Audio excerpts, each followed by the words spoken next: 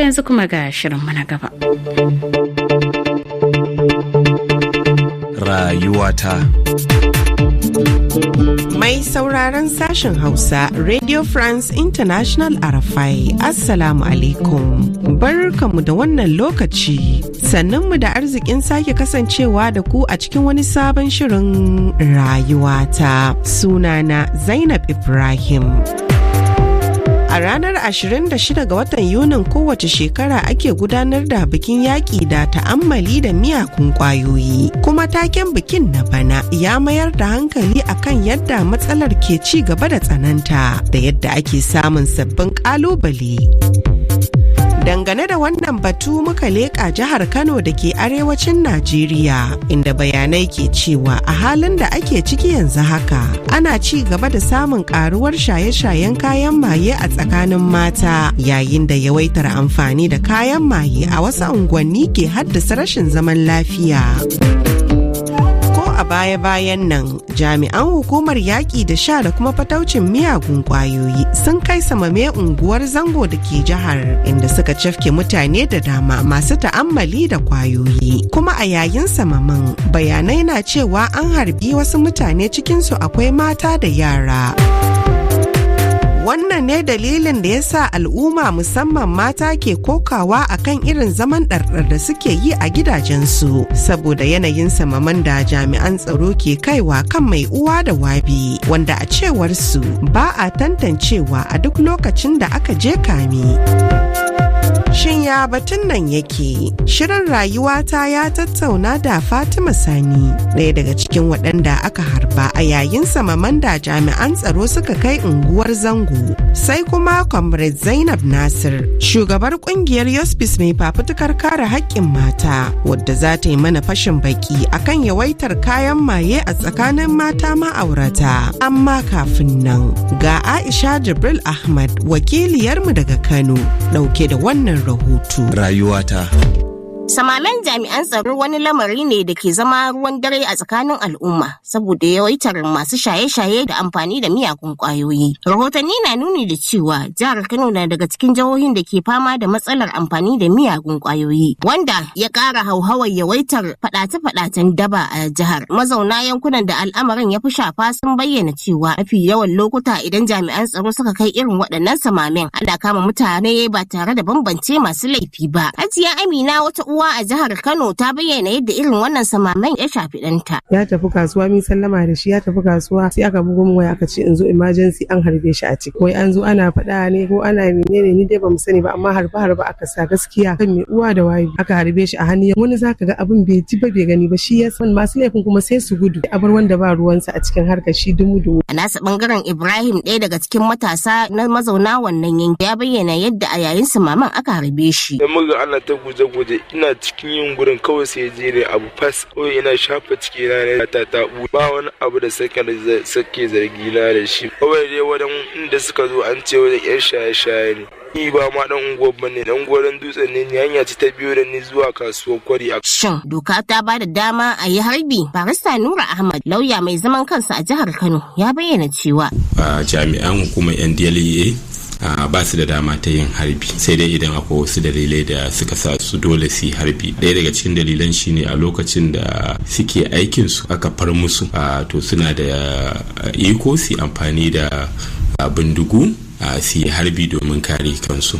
Doka bata ba su dama su yi amfani da karfin bindiga ba wajen yin aikace-aikacen su. Kuma doka ita ta ce musu idan za su yi amfani da bindiga su yi hankali. Mun yi kokarin jin ta bakin mai magana da yawun hukumar NDLA ta jihar Kano ta hanyar kiran waya da aika sakon karta kwana, amma abin ya citira. RFI. To madalla, an gaishe da Aisha Jibril Ahmad da wannan rahoto. Yanzu sai zantawarta da Fatima Sani, ɗaya daga cikin waɗanda aka harba a yayin samaman da jami'an tsaro suka kai unguwar Zango da ke jihar Kano. Ina zaune a cikin gida sai aka ce ga yan duras nan sun shigo. Sai na fita na je na riko yara na. Mun shigo gida za mu rufe, sai idan no kyaure shi dan duras din yana turowa ina dannawa, sai kawai ya sa bindiga sai ya harbe ni. Sai na ce wayyo ku fito, ya harbe ni. Sai yarinya ta fito tana kuka tana iyo. Sai ta ce wayyo Allah, sun harba anti tana kuka. Sai muka fito ni da ita, ta ce mu tafi emergency, ba mayafi ba takalmi, haka na fito. mun dan yi tafiya 1-2 sai kawai ita ma da yake ta baya ne ta rungumo ne ina kokarin in faɗi ita ma sai suka harbe ta. Na shirya kuma zan tafi kasuwa ne da jakar kuɗi na da waya na gaba ɗaya babu ga abin kuma da ya faru da ni. Ba kya ganin suna zargin ko akwai kayan maye ne ko kuma kun ɓoye wa ɓata gari a cikin gida? Ai sun san inda yan iskan suke.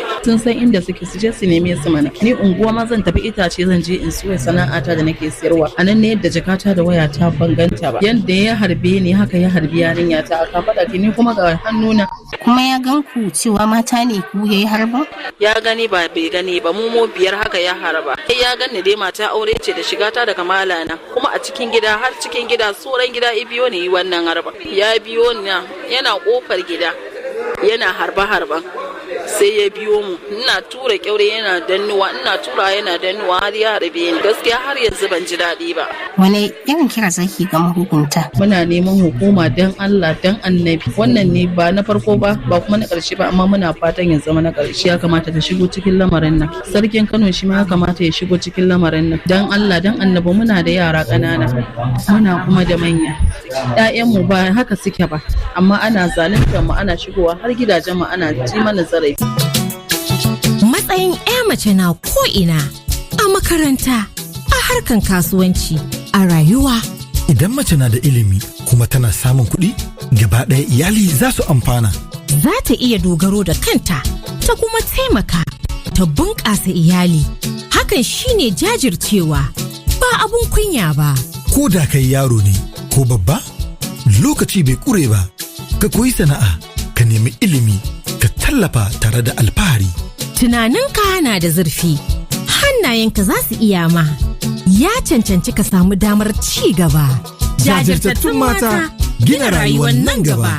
Idan ta samu horo kuma tana samun kuɗi, kowa zai yi nasara. Wannan sako na zuwa muku ne daga Shift the Story Campaign. To madalla daga nan sashen Hausa na Radio France International RFI cikin shirin rayuwata ba tare da ɓata lokaci ba sai zantawar shirin da Comrade Zainab Nasir shugabar kungiyar Yospis mai fafutukar kare haƙƙin mata da ke jihar Kano. Ci bayani ai ita kwayar dama gaba ɗaya ba ma a fatan a ce ma an samu damar ta'ammali da ita har ya zama ana siyarwa har ya zama ma mata ne suke siyarwa kuma suna iya shiga gidaje.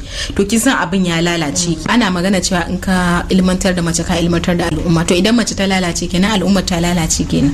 To kuma a ce mata suna ta'ammali da miyagun kwayoyi to lalacewa ta dauko kenan ga wannan al'ummar. Ba abu bane ba na wasa. A ce uwa da take bada tarbiyya ko kuma yara mata masu tasowa wanda ake fatan su zama wani abu a rayuwa wanda za su taimaki al'ummar su amma kuma suna ta'ammali da kwaya. To gaskiya wannan babban abin takaici ne ba karami ba.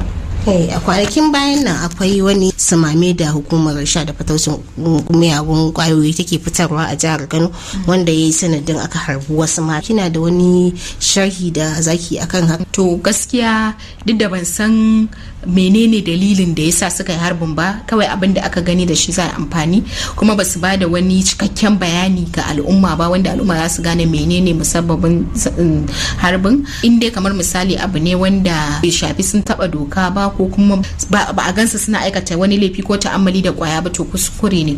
Idan kuma wani abu ne wanda misali na kare kai ne wanda su kaɗai da za su iya bayanin wannan. To bara mu kowa magana mata da shaye-shaye. Kina kallon akwai wani yunkuri da ku kungiyoyi za ku iya yi da haɗin gwiwa da gwamnati ku gano yadda za a magance wannan? To muna ta aikace kamar misali kin ga ana abubuwa na wayar da kai sosai, sannan kuma bayan haka akwai dokoki. Kin ga akwai dokar ita wannan kwayar wadda tana majalisa a halin yanzu wadda ake ta fafutukan ganin cewa an tabbatar da ita, kuma wani abu ne wanda dole sai gwamnati ta bamu goyon baya.